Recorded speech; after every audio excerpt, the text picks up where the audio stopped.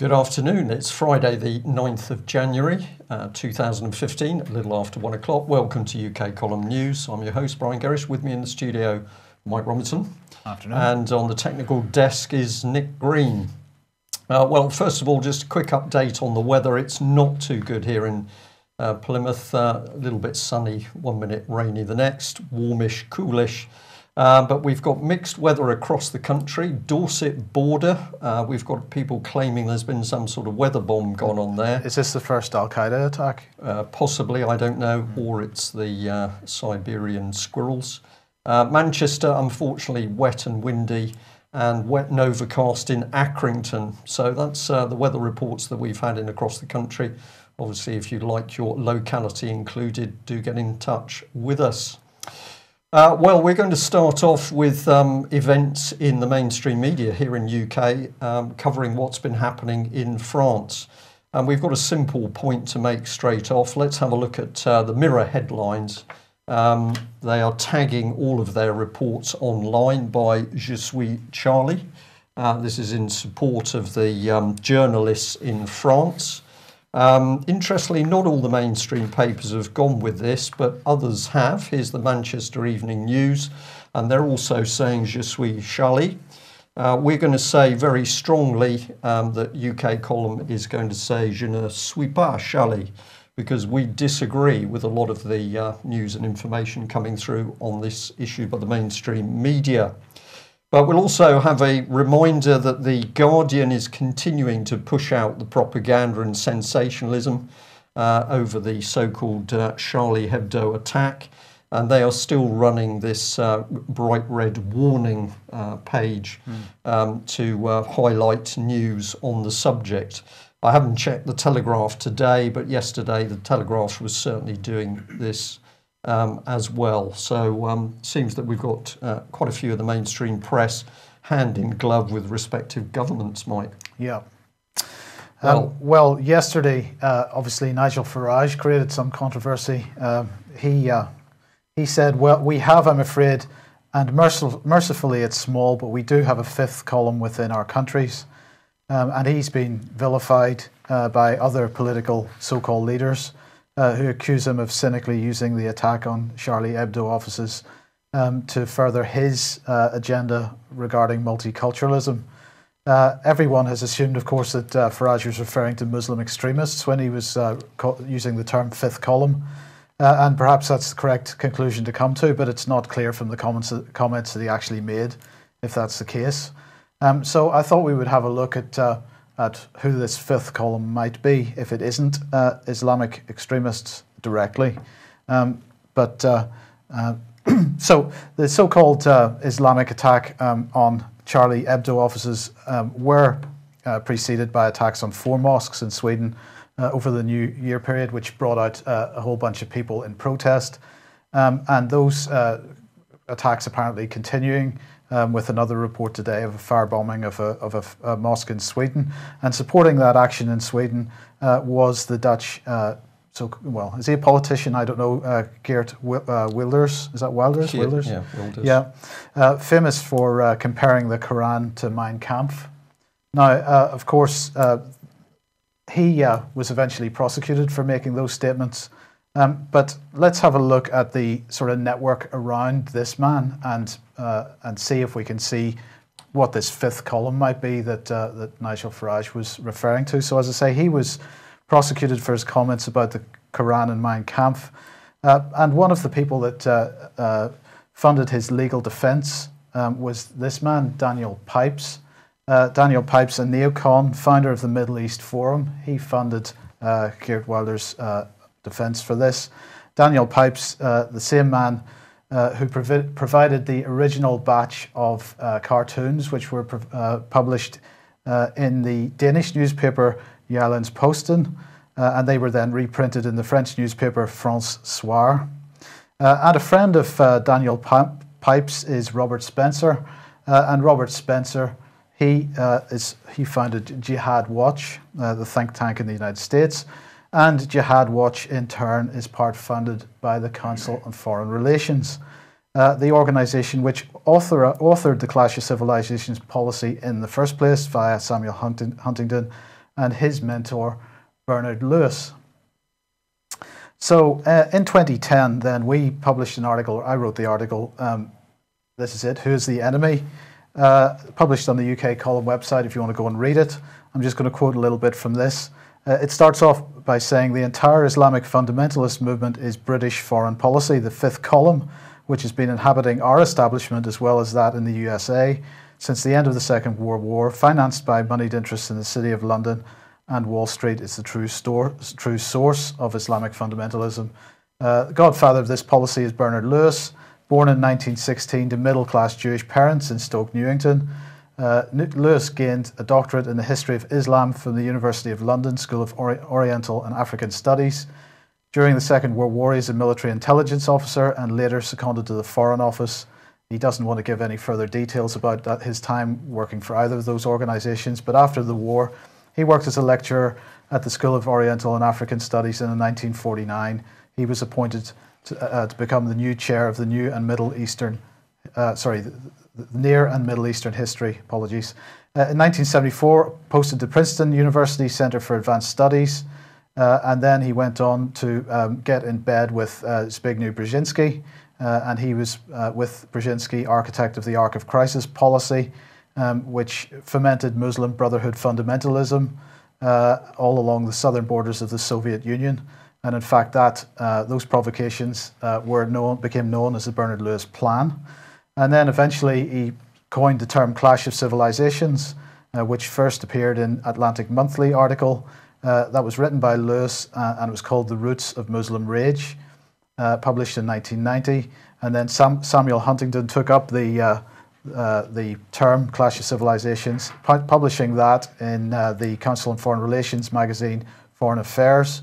And so it went on. Lewis then continued to write about this subject, and he said that in 1992 he wrote that most of the states of the Middle East are of recent and artificial construction and are vulnerable to such a process, talking about incitement of fundamentalism. In the central power, if the central power is sufficiently weakened, there is no real civil society to hold polity together, no real sense of common national identity or overriding allegiance to the nation states. The state then disintegrates, as happened in Lebanon, into a chaos of squabbling, feuding, fighting sects, tribes, regions, and parties. And he went on to in 1998, then he wrote an article called License to Kill, Bin Laden's Declaration of Jihad, and in it he praised on Bin Laden's declaration of jihad versus Jews and Crusaders,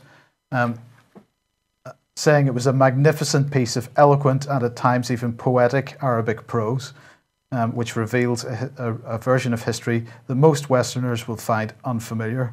So perhaps that's the fifth column that's at work in Britain, but it's not that's being presented in the mainstream news, because Islamic fundamentalism is not being driven by Muslims, it's being driven by a few white men who might be said to have Judeo-Christian backgrounds rather than Muslim backgrounds. Well, the minimum we can say, Mike, is that it doesn't take much investigation to start absolutely ripping apart the organisations that the mainstream media is pushing through and saying these are the people who we should be paying attention to, this is the truth, this is real. And the more people that start doing their own research into who's reporting what, who funds those reporters and what their allegiances are, I think the quicker we're going to get to the truth on this one. There's a lot of people clearly do not believe what the mainstream media is talking about. Indeed. And suggesting that it's a created event. If that's true, who created it? But I mean, it's not just the event itself, it's everything that's happened around it and subsequently in the media, and absolutely pushing the policy that has originated with Lewis, Council on Foreign Relations and British foreign policy. Sorry, we just got a glimpse of that slide there because obviously reports that the Danish paper that had originally published the Muhammad cartoons, which were supplied by Daniel Pipes, they are boosting their security because they feel under risk. But we don't need to worry in Britain, because George Osborne on BBC Breakfast this morning was saying that This is a national priority. We will put all the resources that we need in whatever security services need so we can feel safe. So we've got security services that have already been covered in the mainstream media for failings, for incompetence, for telling lies over what did and did not go on. Weapons of mass destruction, of course, was part of that. So we've got George Osborne, presumably he isn't having a drink in a nice bar with a couple of girls on this occasion, but trust us, and as a result of what the mainstream media is saying is going on in France, we're going to give our security services whatever they need. That doesn't fill me with confidence. No. It's another step towards a dictatorship, I think. Pretty major step as well. Indeed. But if you do want to, obviously today there's news that that there's a standoff in the northeastern areas of Paris. Multiple helicopters, police, guns, and I believe a hostage taken as they try to track down the alleged shooters from the original event. If you want to keep tabs on what's going on with that, well, instead of going to the Independent or some of these other places, perhaps you might consider going to 21st Century Wire, who are keeping live updates going on the front page of their website for what's going on. And I'll say that Patrick Henningsen has done some good work on what's been going on, but one of the comments I paid attention to, he said, isn't it amazing how we suddenly are hunting for suspects in the woods, where, of course, there's no public eyes to see what goes on. So he was predicting that probably there would be bodies appearing, but oh dear, shot by the police. Nobody is aware of the circumstances, and that's two more people who can tell no lies. Now, obviously, quite a lot of controversial comment going on the internet and in various publications. Some people supporting the approach of Charlie Hebdo, absolutely. Others not quite so certain. And this was tweeted out. And I'm just showing this because it's typical of quite a number of tweets that I saw from various sources today, really making a point about this. And, you know, as I say, some people may find that a pretty controversial position. But I think it reflects the point I'm trying to make this morning, that this situation with Islamic extremism in the world is engineered, and you know, this cartoon reflects that, I think. Yeah, and when we decided we were going to put alongside UK column Je ne suis pas Charlie, that meant that basically we started to have a look at what other people were saying, and if we could just come back on screen, please, Nick. There we are. We could say if we put in Je ne suis pas Charlie into Google, you start already to come up with people who are being critical of what we are seeing occur. So they're putting in some very good statements. Nobody wants to see anybody killed. But let's come back to the type of material that was being pumped out by this press organisation. So many people just not rolling over to agree with the mainstream press that all is well. I just need to do a double check here on what we're looking at here. That seems to be okay. There we are. It doesn't happen live on the BBC, but of course you're with the UK column, so we can do things in a different way. Well, if we're worried about how our minds are interfered with by the government, we're going to return to the topic that we were looking at yesterday, where we had started to draw people's attention to the Cabinet Office and the Behavioural Insights team. So we're being pretty outspoken here because we're calling it a viper's nest of behavioural change in the heart of the UK government. We now know that the Behavioural Insights team is connected with government but busy telling Porky Pies that it's not part of government. Why would they do that? Well, we think we'll be able to show that quite clearly. But the reality is that the Behavioural Insights team is a company. It's one of the new community companies. It's been pushed out of 10 Downing Street in the Cabinet Office where it started. It is owned by the UK government. It is owned by the employees of the Behavioural Insight team. And it is also owned by the so-called charity Nesta.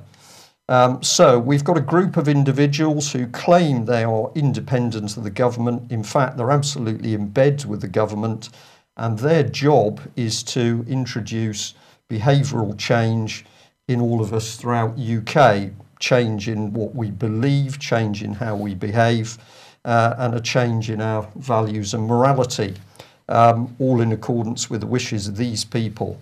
And what sort of people are driving this?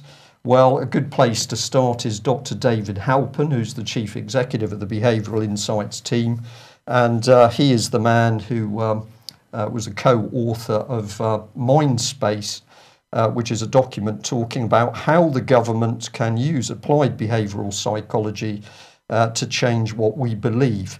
This is not theory, this is reality, and we've now seen with events in France massive coordinated propaganda to have us believe that we're all going to be murdered in our beds by Muslims. Well, interesting that the Behavioural Insights team has been absolutely in bed with their French equivalents, and maybe the events in France at the moment draw particular attention to this. And this was an expose by the UK column several years ago. We are the only news outlet to have covered this material, but we broke the details of meetings facilitated by the Franco-British Council, which brought together the British government's Behavioural Insight team with French behavioural change gurus, indeed people who were connected directly to French President Sarkozy. And in the little box below is a gentleman, bottom left, Oliver Willier, who is one of the most renowned behavioural change men apparently in Europe. So let's just have a little look at Nesta, because this is a very powerful charity that somehow is working alongside the government to change our views and values and perceptions. What can we say about them? Well, do your own research, but you are going to discover an absolute web of vested interests, which include bankers, corporatists, local government executives, consultants, social change experts, and others who are literally driving through central government policy but are totally unaccountable to the general public. So we'll give you a few just for a taster. Here we've got David Pitt Watson. He's been involved with matters environmental via the United Nations. He's connected to Deloitte, of course, fingers in pies to do with public sector privatisation, big money. He's been deeply connected at high level with the Labour Party, and he boasts of a book called The New Capitalists. But have a look at this lady, Julie Mellor. She's Parliamentary and Health Service Ombudsman. As such, a position which gives her great power for those who have got complaints and suffered harm as a result of failure within the health service system. She should surely be independent, but here she is tied in with an organisation which is controlling the input of government policy. And of course, it gets better if we have a look at her, because formerly she was PricewaterhouseCoopers consulting on healthcare. So you slide across from the private sector at corporate high level, straight across into an independent parliamentary ombudsman job. Trust her. Well, a very attractive young lady down here, in my opinion, Dr. Michelle Harrison. She's been Chief Executive of the Government Public Sector Practice and TNS Social Research. She says that she regularly facilitates high-level policy and strategy meeting across government, but she's also involved with behaviour change at the Blavatnik School of Government. And I think Mike's going to just show us a little slide on that in a minute. It gets better. Here we've got Sir John Chisholm, Nesta Chair, ex-CAP Scientifics Limited, SEMA Group PLC, and the big defence conglomerate Kinetic Group PLC. And just so that he's got a finger in all the pies, he happens to be chair of the Medical Research Council and is one of the driving forces on the Human Genome Project within the United Kingdom. Well, how could we really put a stamp on this organisation? Who better than Simon Linnett? Executive Vice Chairman of Rothschild, London. He's a privatisation expert, and he's responsible for the Rothschild Bank's relationship with government. So we've got a mix of immensely powerful people, global corporations, global banking, given the skills of behavioural change as to how we're going to play around with people's minds. Very dangerous. So we'll remember the lady bottom left, Dr. Michelle Harrison, involved with the Blavatnik School of Government.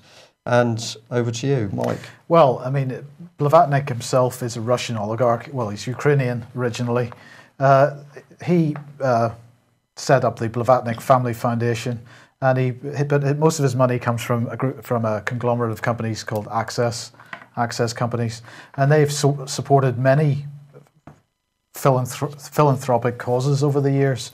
British Museum, Tate Modern, and all these kind of things. So he's obviously a fine, upstanding pillar of the community. But he gave £75 million to set up the Oxford University School of Government, which is where this is all seems to have come out of. So it began accepting students in 2012, September 2012, and Harvard has also announced a $50 million donation from Blavatnik's foundation. So he gives money to all these kinds of places, but he is, unfortunately, a Russian oligarch, and many of the business interests so his money is now being used to train the British civil service, government, local government people. And what are we training them in? We're training them how to manipulate with people's minds through applied psychology. That's it. But trust us, Russian oligarch, no problem at all. What are Britain's security services doing? Well, they'd rather have us focus on problems in France at the moment. But if you take the larger issue with the situation with Britain and Putin, particularly, which is a very personal fight, it seems. You've got Russian oligarchs setting up schools of government, which are then churning out students which are going to work within government. Well, what kind of attitude are they going to have to what is the content of the course that they're being taught in the School of Government, and what attitude is their foreign policy going to present as a result? Yeah. With regard to Russia. You follow what I'm saying? I do. Yeah. We'll leave that in people's minds. Let's come back to the network of what is really going on inside Britain. It is not David Cameron, it's not Nick Clegg or the Miliband brothers driving policy and agenda. This is coming through this system, through the civil service. So we're going to go back to the UK Columns exclusive network that we did, warning that the British government was openly stating that it had set up these very powerful people to affect how we behaved, what we thought. And in our original analysis, we're pointing out the key people here: David Cameron, Gus O'Donnell, heading up the civil service at the time. Obviously, he's now been replaced, but this mechanism for applied behavioural psychology is still very much there. We should all watch this man, Jeff Mulgan. He is constantly there at high level with regard to policy. He's connected into the Young Foundation and a host of other foundations, which, if you then delve into them, come from Marxist ideology. So we've got this interesting combination of so-called conservatives, but if we look at where their policy is originating from, we're back into Alinsky. We're back into communitarianism and Marxism. Here he is, the shadowy man, Francis Maude, supposedly Minister for Transparency in the Conservative government. But of course, what he's pumping out is thick fog so that the average person cannot see what's really going on in central government. And of course, this immensely powerful woman, Julia Middleton, founder of the political charity Common Purpose, and of course she now openly boasts on her website that David Cameron is promoting Common Purpose political agenda on a daily basis. And the little picture inset there, of course, is David Cameron recruiting Common Purpose future leaders in India. But this is where it got very messy, because the Franco-British Council, another so-called charity, hosting closed-door meetings, including in the residence of the British ambassador in Paris, meeting up with people like the gentleman we've mentioned, Oliver Willier, this expert on behavioural change and modification, who was reporting directly to Sarkozy. And if you're not convinced by what's going on here, we can tell you that every single government department now has its own behavioural change cell. Millions of pounds already spent on this. And what's the overall objective? Well, it's to change the views, values and behaviours of civil servants so that they can push this across to the British public. And what are they using? Well, if you have not read this document, simply Google Mindspace. You will come up with a PDF.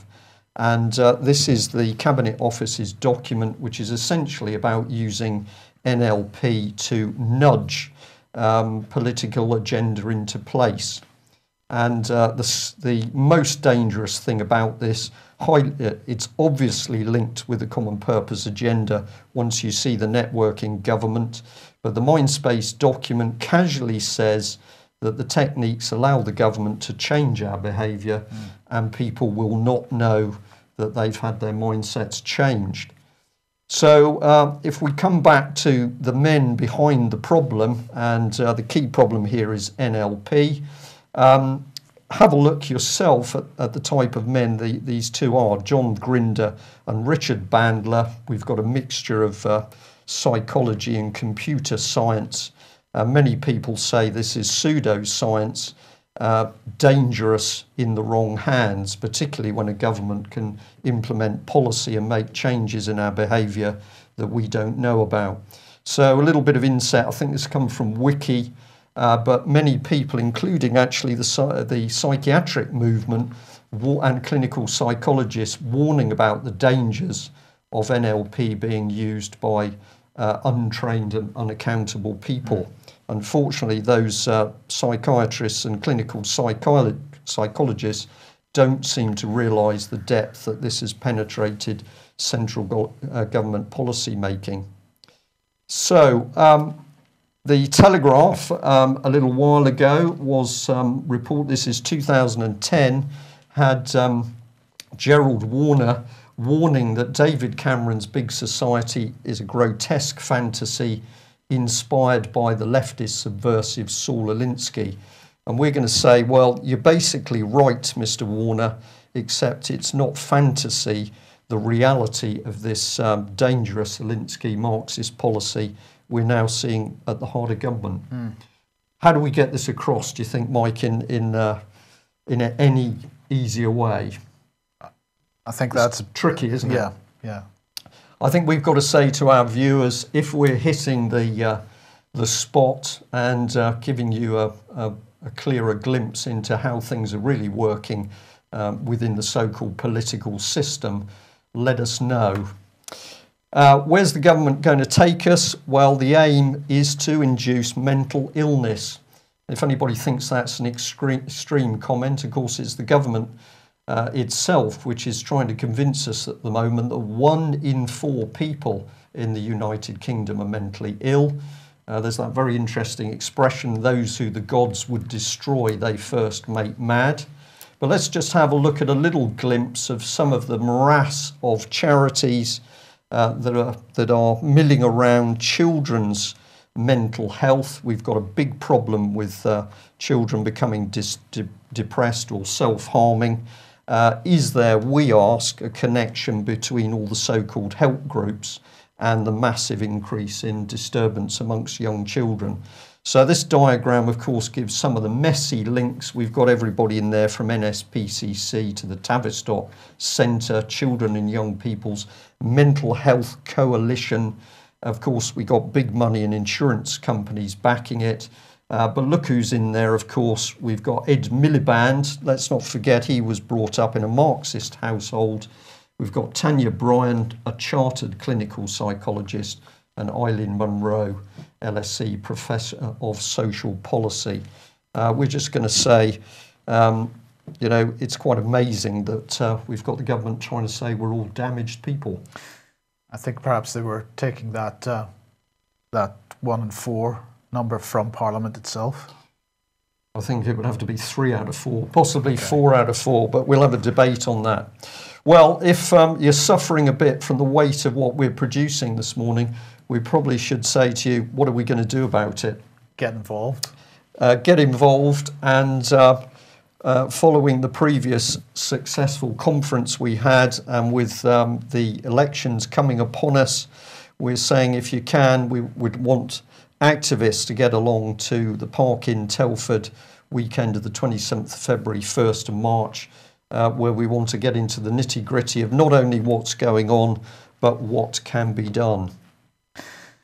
And the other little ad we've got here is, well, Waterstones in Peterborough is going to be hosting the official launch party for Alex G's novel, Mindful, which was, I believe, released just prior to Christmas. And this event is happening on Thursday, the 29th of January 2015, from 7 till 8:30 at 38 to 40 Bridge Street in Peterborough. There are going to be wine and nibbles provided. So there is a need of a guest list, catering numbers. They need to get some idea of that. So if you want to go to this, please give Alex a shout at the email address on the screen there, launch@alexg.com, and I'm sure you can have a bit of fun at that. And we're going to say well done to Alex, because he's there with a frivolous delivery, but he's putting across serious subjects, and the mix is clearly working, because people have been picking up with interest. They're having a laugh, but they're also getting the information on those serious subjects. So we're going to say, well done, Alex. Right, well, before we move on, I'll just mention, obviously, there is no live Doom Watch tonight because Alex is reorganising his studio arrangements, and that's going to be the situation for the next few weeks. I got told off significantly because I forgot to load up the episode of Doom Watch that was recorded at the UK Column monthly meeting in December. I was supposed to play that out on the 21st or whatever day it was, and I unfortunately forgot to put it in the playlist. So that is going to go out at 6 p.m. tonight. So please join us for that, I suppose, although it is a pre-record. It was quite a good evening. Oh, it was a very good evening. A very good evening indeed. We will say no more. Okay, well, back into news topics, and yesterday we brought up this little subject. It was to do with NHS England. It was to do with one of the MPs, Sarah Wollaston, saying that NHS data was being given to Google. She was a bit confused, because she said, who consented to the fact our data has been given away? We did have to point out that, of course, it was her own boss, David Cameron, because here was the Daily Mail back in 2009 saying what was going to happen. Whether that was discussed as a family arrangement with David Cameron, of course, well connected to Google executives, we don't know. But we'd like to thank John, who sent this email through. I know it's difficult to read on screen, so I'll go through as quickly as I can. But he says, Brian, just a thought. The NHS data uploaded to Google servers means, if I understand it correctly, that the data is held beyond the jurisdiction of the UK and therefore fair game for commercial exploitation. I noted in The Guardian, and there's the link, which if you freeze the screen, obviously you'll be able to take off later. But he puts a quote, the extracted information will contain a person's NHS number, date of birth, postcode, ethnicity and gender. Once live, organisations such as university research departments, but also insurers and drug companies will be able to apply to the new Health and Social Care Information Centre to gain access to the care.data database. What John says is the above statement is at odds with the company doing the data handling, and we've given you the link to that. And the quote from that company is the data set does not contain patient name, address, NHS number or date of birth. In addition, we've followed all the conditions specified by the NHS, such as the small numbers rule and giving access to the underlying data to others. We applied for access for up to 12 people, but in practice only 4 people have regularly accessed the information. So John, our viewer, says, looks like the Big Brother database has finally been achieved. And of course, it's been achieved by telling the public an utter pack of lies. And we take it by the fact that Conservative MPs themselves don't know what's going on, that David Cameron and the Cabinet has successfully lied to the backbench MPs. It's interesting that along these lines that a number of weeks ago, Russia decided that if Google was to be collecting any data in Russia, that it had to stay within Russian borders. So they were then required to basically change their infrastructure so that that storage would be staying within Russian data centers. Perhaps we should be looking along the same lines. It's very interesting to watch what Putin is doing at the moment in order to protect Russia as a nation state and what's going on with the LibLabCon in Britain. Well, if we're going to be protected, look no further than Britain's police forces. Comment here by the Police Oracle, which has said as a result of a Morris survey that the trust in police by the public is at a 30-year high. Absolutely brilliant. We'd certainly disagree with that, but I'm sure most of the public would agree with it. Here's the quote: 2/3 of the public trust members of the police to tell the truth, the survey has revealed. Out of 18 popular professions, police officers were rated 7th for their perceived integrity. And they're congratulating themselves because the police were ranked above civil servants, bankers and estate agents. I have to say, anybody who... Sorry. No, it's okay. Anybody who wants to see how well the police can be trusted, perhaps should go and have a look at Ian Crane's YouTube channel, because he just posted a video of what happened to him recently up at the fracking protest that he's at in Yorkshire. Go and have a look at his YouTube channel, watch that little video and see whether that ties in with this report here from Police Oracle. A brilliant thing to do. Have a look on Google, have a look at the list count. We know this is a difficult subject because we know there are a lot of very good policemen and women out there doing a difficult job. You are being let down by senior management in the police force, and at the end of the day, the police are being run by a private company, ACPO. So what do we expect? But the reputation of the police at the moment, I think, is hanging off the child abuse issue. Because we've got evidence-based articles clearly showing that senior police officers worked to cover up and protect child abuse at the highest levels of government. They're still doing it. We've got Chris Ayres, the senior police officer in Nottinghamshire, refusing to engage with abuse victim Mickey Summers.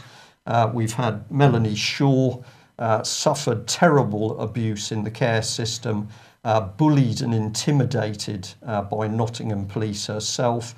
We've got Bill Maloney, who's been working his socks off to get the truth out about the abuse of children in care. Met Police won't engage with him. We've got Ben Fellows recently come forward as a child abuse whistleblower. What happens? His family intimidated by Britain's police, and he's put in prison now pending a trial. So we say it's absolutely time for the good men and women inside Britain's police force to wake up and actually see that their reputation is being sullied by their own senior officers. If you just bring that one up, please, Nick. We just wanted to add here part of the quote because this shows us the rot, in my opinion. Metropolitan Police Officer Graham Whettone said the constant focus on negative events by the government and press was still denting public confidence. And he said there's a continual list of poor stories in the media that seem to be driven by the government and certain sections of the media. Well, Graham Whettone, UK column, is pleased to say to you personally, we're going to continue to drive stories where the police will not and have not done their jobs over exposing child abuse and bringing abusers to book. But what better way for the police to ruin their reputation than to make sure they're paying lots of money to large corporations? So the Manchester Evening News here says how Capita and the Big Four rake in millions from the police And they're pointing out the Greater Manchester Police paid nearly 8 million to Capita and the big four accountancy firms in 2 years. And the force paid, 5.4 million to outsourcing group Capita in 2011-12. So this is part of the problem. You've got the police also in bed with big commercial interests. You've got their common purpose training telling the police to operate outside authority, fraud and corruption drifting into Britain's police forces.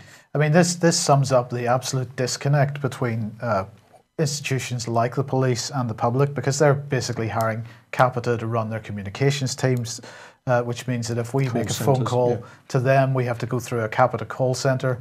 Capita is running their media teams, which means if the media want to get some information about the police, they've got to go through Capita. It's a complete disconnect between the public, whether on a professional level or on a personal level. Starting to believe their own reality, Yeah. bunker mentality. Well, probably David Cameron's going to sort it out, Mike, do you think? Well, I did have a laugh at this when I heard it on the radio last night. So David Cameron saying he's going to refuse to take part in television debates leading up to the general election if the Green Party is excluded. Now, why would that be? Of course, just before we discuss that, let's just look at some of the rhetoric around this. Cameron being accused by the other parties of chickening out of the TV debates, making excuses. If the Greens aren't included, I'm not going to play, sort of thing. But actually, there's something else behind this, Brian. I'm absolutely certain that the intention is that the next general election will be a coalition result. And in order to drive that coalition result, they intend to have as many parties taking part in the television debates promoted absolutely by the mainstream media as possible. And if we look back at previous elections, for example, the famous turn the lights off, the last person from Britain, switch off the leave Britain, switch off the lights, please, campaign from the Murdoch empire, which ushered in the Blair government, was it? I can't remember which one it was. Doesn't matter. They're all the same. They're all the same. That's why it's so easy to forget which one it was. But the key point about this is that their intention is that this next government will have no opposition. And that, I believe, is going to be the case. All the major parties involved in the government together, so there's no proper opposition to anything that they do. It's a sort of Dutch all-party coalition, single-party state, basically. Yeah, single-party state, yeah. So, where do we go from there? The state of the Eurozone. Yes, finance, right. So just to close the show, we've got this article here from the Financial Times. And he's saying, critical few weeks for the Eurozone. 3 inextricably linked events will dominate the economic landscape in January. The preliminary opinion of the Advocate General of the European Court of Justice on the legality of the central bank bond purchases. That's due on the 14th of January.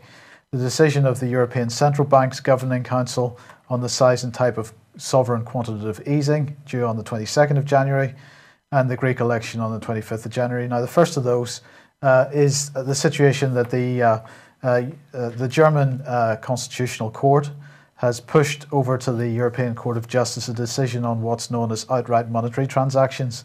Now, this is not quite the same as quantitative easing. Because what happens with outright monetary transactions is that instead of the bonds being bought from the open markets, it is a bond buying exercise, a bit like QE, but instead of the bonds being bought from the open markets, they're bought directly from sovereign governments, from the Greeks, from the Italians, from the Spanish, whatever it happens to be. And there's some debate in Germany about whether that's legal, so that has to be seen. But the main concern for me personally is this drive for quantitative easing, because of course the Eurozone absolutely in a situation where they've got falling value of the currency relative to other currencies, and at the same time they've got deflation, and that means prices are falling, and of course deflation is often a precursor to hyperinflation. So let's just remember what happened in the Weimar Republic in the 1920s. Germany experienced a deflationary collapse, just like the Eurozone at the moment. The average citizen in Germany found it harder and harder to get money for necessities. Banks were not able to honour checks, and businesses were strapped for cash to buy raw materials and so on, to meet payroll demands. And so in fear of a collapse, the German government then started printing money. And that's exactly what we're looking at with the European Central Bank, who are proposing proper QE, which they haven't actually done before. And as a result, in Germany in the 1920s, they saw money supply rapidly expand. And they also had massive foreign debt. And as a result, the German people lost confidence in their currency. And, well, we all know what happened after that. We're looking at exactly the same type of scenario again. And no answers coming from the establishment. But the answer from us is get going with the Bradbury pound. Exactly. Change the system and deal with the banks. Well, we'll end it there. We'll say don't forget there is a rerun of this news at 2100 tonight. That's 9 o'clock if you prefer the 12-hour clock. Yes, you're right, 9 o'clock tonight. I had to think about that for a moment. And that second UK column news seems to be going well. So if you want to see the programme again, that's fine. But if you've got friends, families and others who haven't yet watched an edition of UK column news, perhaps you'd point them in our direction at that time. And to all the people who are involved with parties out there, we're getting an increasing amount of communication from people who are starting to think about electioneering. So if you are politically involved, you know that we've got to deal with this massive corruption in Westminster, and UK column can help. We're delighted to help provide information or help broadcast information which helps the truth come out. But until we deal with the behavioural change within the civil service and government, and until we get some decent people in Westminster, this country is going to continue to go in one direction, and that's down. We can stop it, but it's up to us, it's up to you. Thanks for joining us. Bye-bye. Bye-bye.